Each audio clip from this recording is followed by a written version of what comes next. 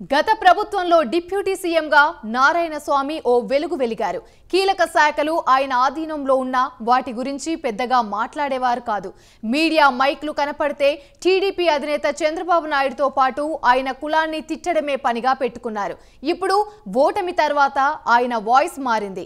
మాజీ సీఎం జగన్ రెడ్డి సామాజిక వర్గం తనను దెబ్బతీసిందంటున్నారు. ఇదే సమయంలో తన బాధను బయట పెట్టుకోలేకపోతున్నానంటున్నారు. ఆ క్రమంలో దళిత నేత నారాయణస్వామి వ్యక్తపరుస్తున్న నిర్వేదం చర్చనీయాంశంగా మారింది.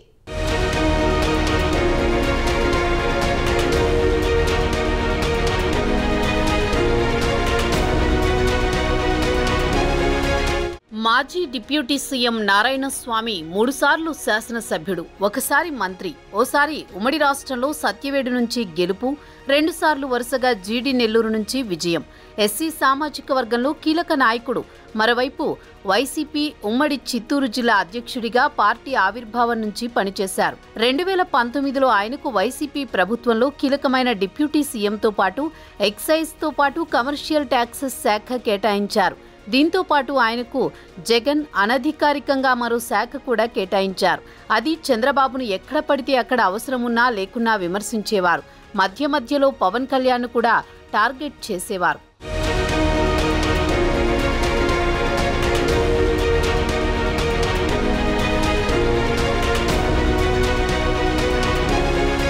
అయితే నారాయణస్వామి ఆ అనధికారిక శాఖ బాధ్యతలే సమర్థంగా నిర్వహించారన్న పేరుంది.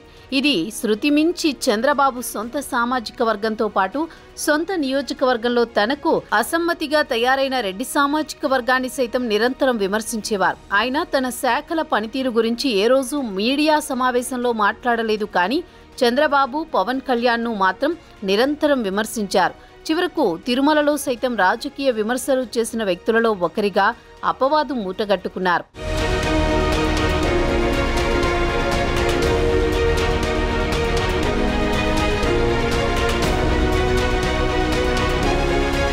రాష్ట్ర వ్యాప్తంగా వైసీపీ ఎలాంటి ప్రతికూలత వచ్చినా తనకు జీడీ నెల్లూరులో తిరుగుండదని నారాయణస్వామి గుడ్డిగా నమ్మారు.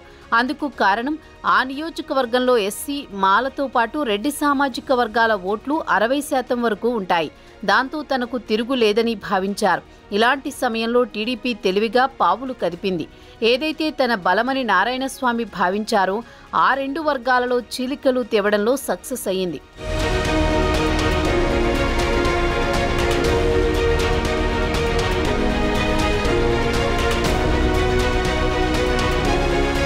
చంద్రబాబు నాయుడు వ్యూహాత్మకంగా అదే నియోజకవర్గానికి చెందిన డాక్టర్ థామస్ను అభ్యర్థిగా ప్రకటించారు. అటు చూస్తే వైసీపీ ముందు నారాయణస్వామిని ముందుగా ఎంపీ అభ్యర్థిగా ప్రకటించి ఆయన ససేమిరా అనడంతో తర్వాత మళ్లీ జీడీ నెల్లూరు ఎమ్మెల్యే టికెట్ ఇవ్వడానికి అంగీకరించింది. అయితే ఈసారి ఆయనకు కాకుండా ఆయన కుమార్తె కృపాలక్ష్మిని అభ్యర్థినిగా ప్రకటించింది. ఆ గందరగోళం సర్దుబాటు చేసుకోవడానికి నారాయణస్వామి పుణ్యకాలం కాస్త గడిచిపోయింది. కుమార్తె విజయం కోసం చివరి రోజుల్లో ఆయన ఎంత కృషి చేసినా ఉపయోగం లేకుండా పోయింది.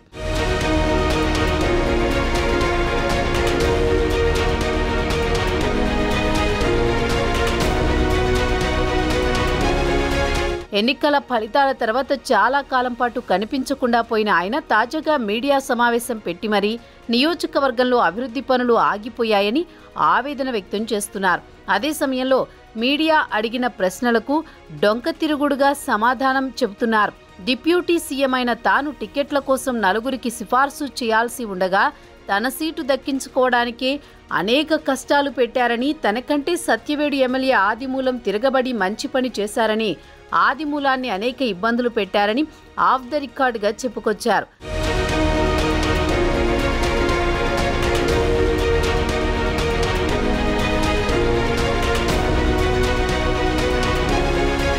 జగన్మోహన్ రెడ్డి సొంత సామాజిక వర్గం తీరు వల్ల పార్టీకి ఇలాంటి పరిస్థితి వచ్చిందని పరోక్షంగా చెప్పుకొచ్చారు. వైసీపీ అభ్యర్థులను ఇష్టానుసారం మార్చినా ప్రయోజనం లేకుండా పోయిందని నిర్వేదం వ్యక్తం చేశారు.